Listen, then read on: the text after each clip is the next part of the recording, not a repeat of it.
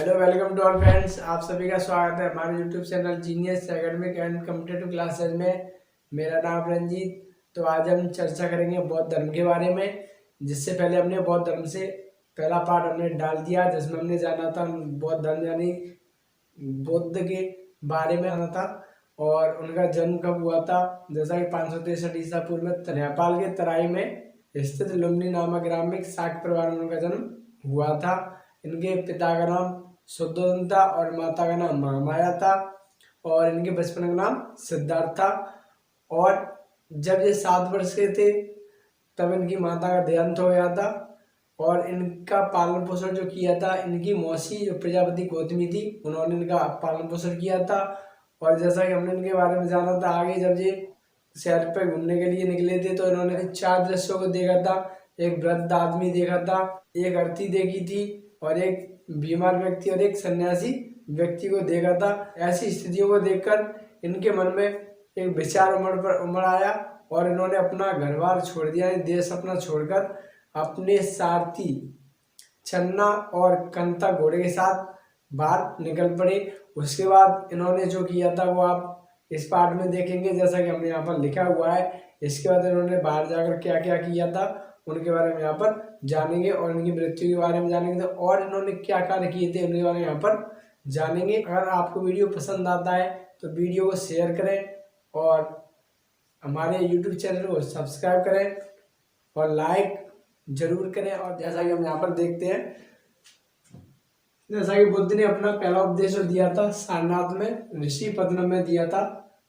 कहाँ दिया था? जो गौतम बुद्ध थे, गौतम बुद्ध ने अपना पहला उपदेश सारनाथ यानी ऋषि पदनम में दिया था, जिसे बौद्ध धर्म में धर्मचक्र प्रवर्तन कहा गया। जिसे बौद्ध धर्म में क्या कहा गया था? धर्मचक्र प्रवर्तन। तो जिन्होंने पहला उपदेश दिया था, कहाँ दिया था? सारनाथ ऋषि पदनम में। अब जैसे प्रश्न भी पूछा जाए, गौतम बुद्ध ने अपना पहला उपदेश दिया था, कहाँ दिया था? तो आप कह सकते हैं सारनाथ ऋषि पदनम में अपना पहला उपदेश दिया था, जिसको कहा क्या गया था? तो जिसको बौद्ध धर्म में धर्मचक्र परिवर्तन कहा गया। अब जैसा जो अगला पॉइंट है हमारा ये वाला, जैसा कि बुद्ध ने अपने उपदेश कौशल, कौशाम्बी और वैशाली राज्य में पाली भाषा में दिए थे। बुद्ध ने अपने उपदेश किसमें दिए थे? कौशल, कौशाम्बी और वैशाली राज्य में पाली भाषा में। भाषा कौन सी थी? आपकी पाली भाषा थी। तो जो गौतम बुद्ध ने अपने उपदेश दिए थे कौन सी भाषा में दिए थे? पाली भाषा में दिए थे। तो कहाँ दिए थे? कौशल, कौशाम्बी और वैशाली राज्य में अपने उपदेश दिए थे। जैसे बुद्ध ने सर्वाधिक उपदेश कौशल देश की राजधानी श्रावस्ती में दिए थे। बुद्ध ने सर्वाधिक उपदेश कहाँ दिए थे? कौशल देश की राजधानी थी, वो आपकी थी श्रावस्ती। क्या थी? श्रावस्ती थी। श्रावस्ती में सर्वाधिक उपदेश दिए थे। तो प्रश्न अगर बनता है गौतम बुद्ध ने सर्वाधिक उपदेश कहाँ दिए थे, किस राज्य की राजधानी थी? तो आप कह सकते हैं कौशल राज्य की राजधानी श्रावस्ती में सर्वाधिक उपदेश दिए थे गौतम बुद्ध ने। अब अगला पॉइंट है, जैसे जातक कथाओं में गौतम बुद्ध की जीवनी से संबंधित कहानियां हैं। जातक कथाओं में गौतम बुद्ध की जीवनी से कुछ संबंधित कहानियां कौन सी आप जानते हैं? यहाँ पर जैसा कि यहाँ पर देख रहे हैं आप, बौद्ध धर्म में सूत पिटक, विनय पिटक तथा अभिधम पिटक को त्रिपिटक कहा गया था। बौद्ध धर्म में सूत पिटक, विनय पिटक और अभिधम पिटक को क्या कहा गया था? त्रिपिटक। अब जैसे प्रश्न अगर बनता है त्रिपिटक किससे कहते हैं, तो आप कह सकते हैं सूत पिटक, विनय पिटक और अभिधम पिटक, इन तीनों को जोड़कर जो बनता है पिटक वो होता है त्रिपिटक। यानी 1 2 3 तीनों पिटकों से जोड़कर बनता है त्रिपिटक। अगला पॉइंट है त्रिपिटक को पाली भाषा में लिखा गया। त्रिपिटक को किस भाषा में लिखा गया था? पाली भाषा में। और महात्मा बुद्ध ने अपने उपदेश पाली भाषा में दिए थे। जैसा कि हमने पहले बताया था, महात्मा बुद्ध ने अपने उपदेश दिए थे किस भाषा में दिए थे? पाली भाषा में। तो सबसे पहले अपने उपदेश कहाँ दिए थे? कौशाम्बी, कौशल और वैशाली में अपने पहले उपदेश दिए थे। और सर्वाधिक उपदेश कहाँ दिए थे? जैसा कि हमने भी बताया था, कौशल राज्य की जो राजधानी थी श्रावस्ती में सर्वाधिक उपदेश दिए थे। तो यहाँ पर वही बात कही गई है त्रिपिटक को पाली भाषा में लिखा गया था और महात्मा बुद्ध ने अपने उपदेश किस भाषा में दिए थे? पाली भाषा में दिए थे। अब जैसा अगला पॉइंट है, बुद्ध के प्रधान शिष्य उपाली एवं सर्वाधिक प्रिय शिष्य आनंद थे। बुद्ध के प्रधान शिष्य उपाली और सर्वाधिक जो प्रिय शिष्य थे वो कौन थे? आनंद गौतम बुद्ध के सबसे प्रिय शिष्य थे। अगला पॉइंट, जैसे बुद्ध ने कुशीनगर में परिव्राजक सुबुद्ध को अपना अंतिम उपदेश दिया था। अब जैसे अगर कहा जाए गौतम बुद्ध ने अपना अंतिम उपदेश किसे दिया था, तो आप कह सकते हैं सुबुद्ध को अपना अंतिम उपदेश दिया था। किसे दिया था? सुबुद्ध को। कहाँ दिया था? कुशीनगर में। लास्ट जो उपदेश दिया था यानी अंतिम उपदेश दिया था सुबुद्ध को दिया था, वो कहाँ दिया था? कुशीनगर में लास्ट उपदेश दिया था गौतम बुद्ध ने।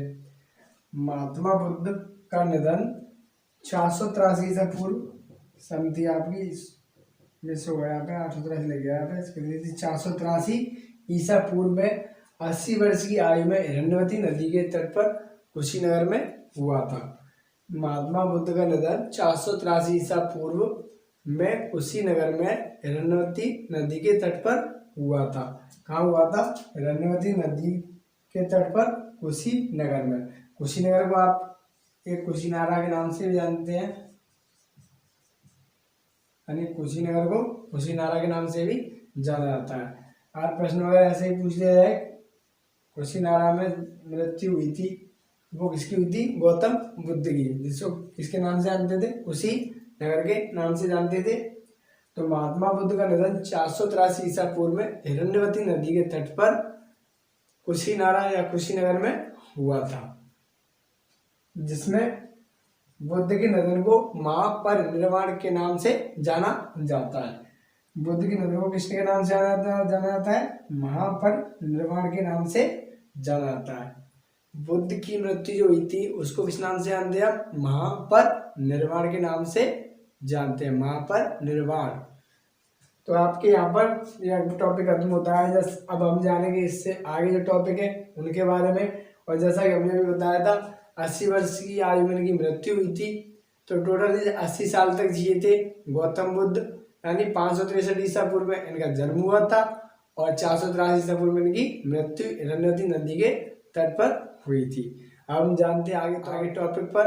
और अगर आपको पसंद आ रही है तो वीडियो को लाइक जरूर करें और शेयर करें। तो हम अब जानते हैं आगे, जैसा कि अगला टॉपिक यहाँ पर जो लिखा हुआ है, जैसे क्या है यहाँ पर देखते हैं पॉइंट अगला।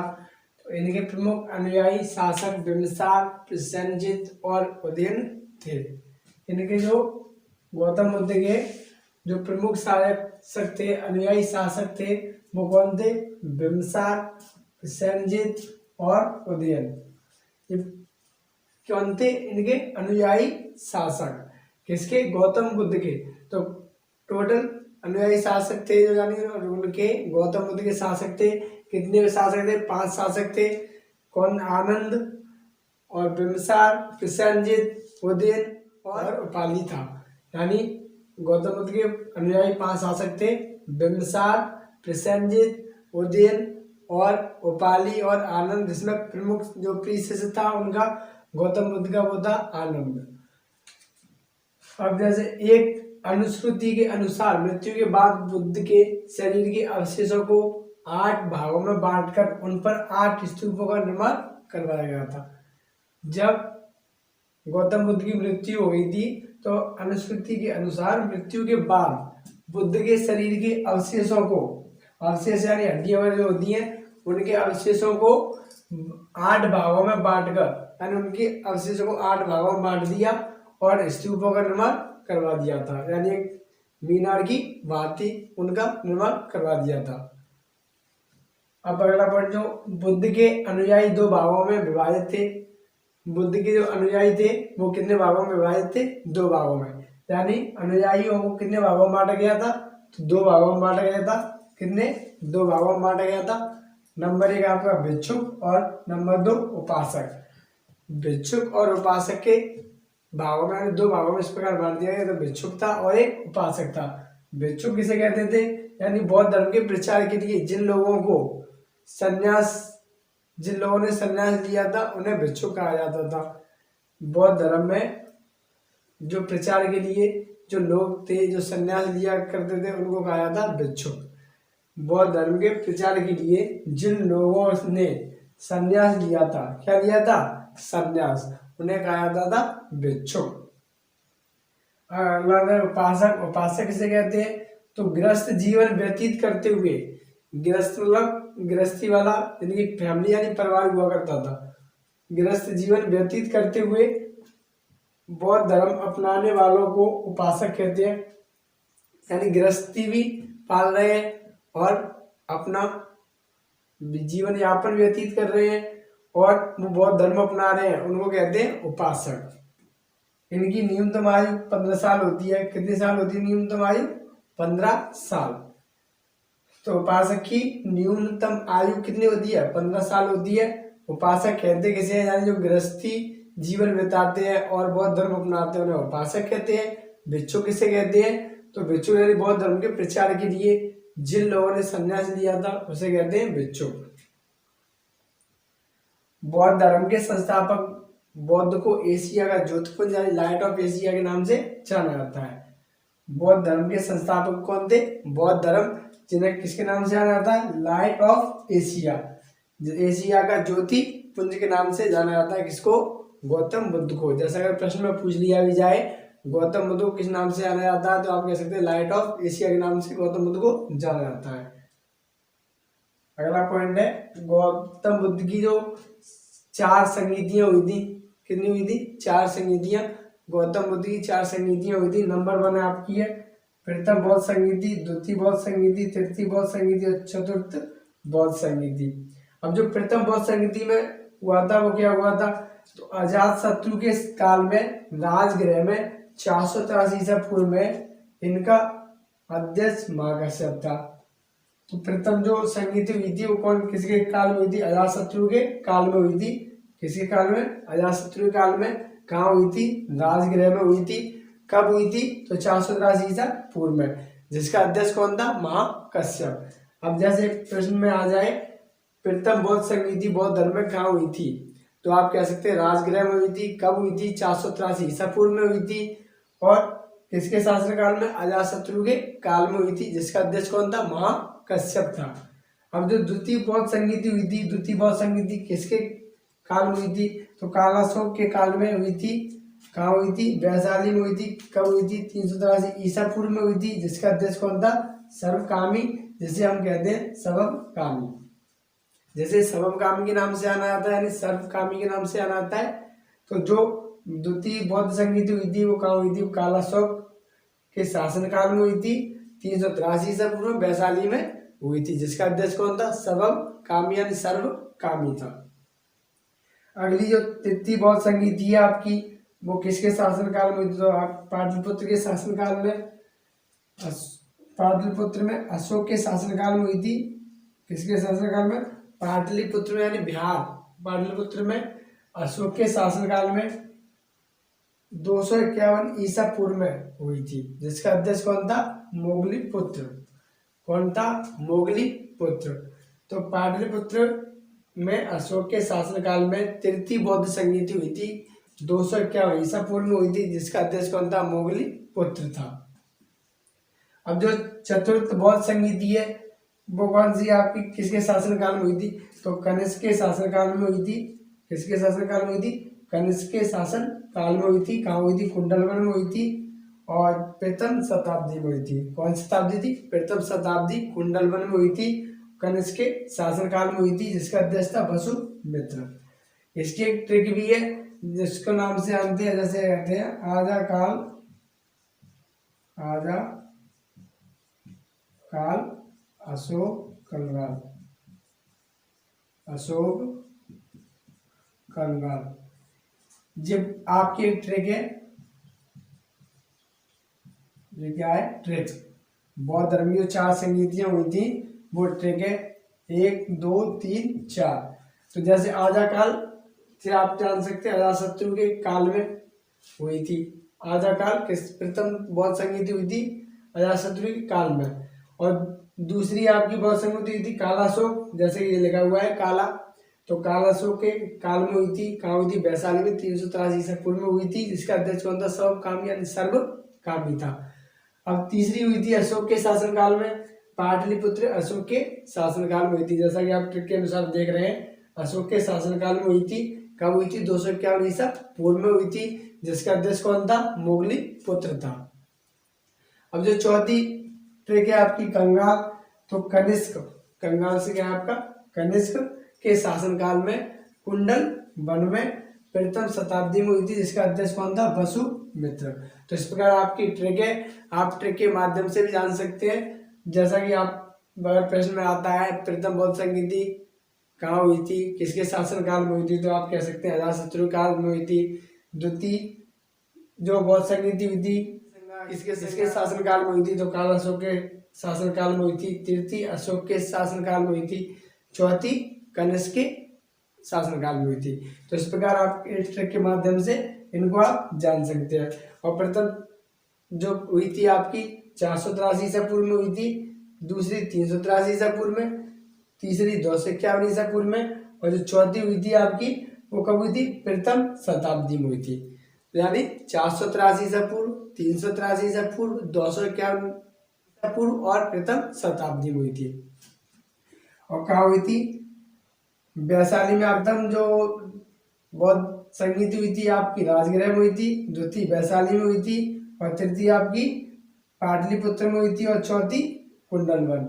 राजगृह, वैशाली, पाटलिपुत्र, कुंडलवन, इस प्रकार आपकी क्या है बौद्ध संगीति हुई थी।